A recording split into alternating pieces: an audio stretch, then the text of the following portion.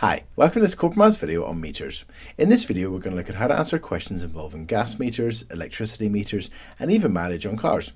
So here we've got our first question and it says Shauna looked at her gas meter at the beginning of the week, and this is her gas meter at the beginning of the week and it's got a reading of 24136, and she's looked at it again at the end of the week, and obviously as she's used gas the number's gone up to 24201.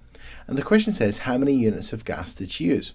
So to work that out, all we need to do is subtract the reading from the beginning of the week from the reading at the end of the week. So we just need to do 24,201 subtract 24,136, and if we do that we work out how many units of gas she's used in that week.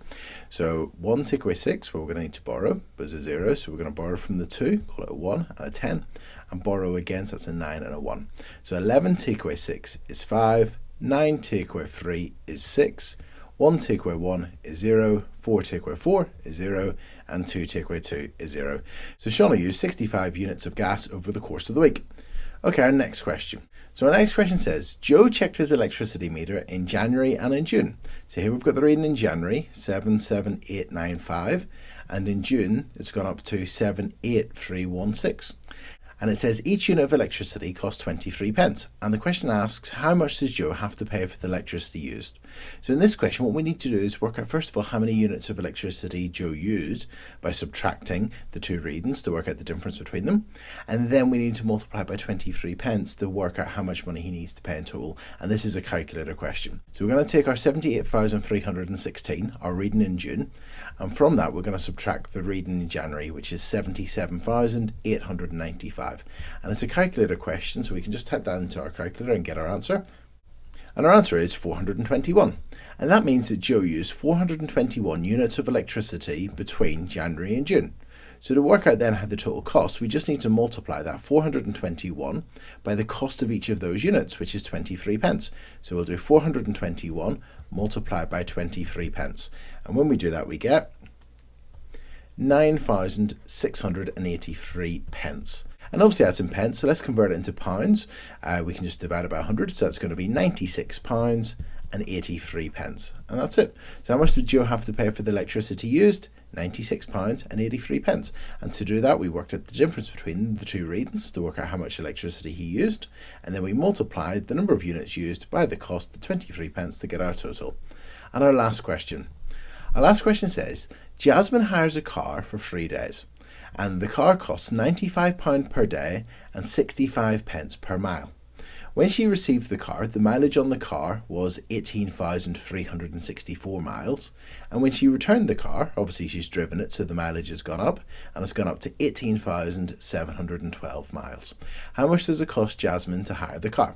So what we're going to do first of all is we're going to work out how many miles Jasmine drove in the car. So let's work out the difference between these two numbers. So let's take our 18,712 and subtract our 18,364, and that'll tell us how many miles Jasmine did in the car. And that is 348 miles.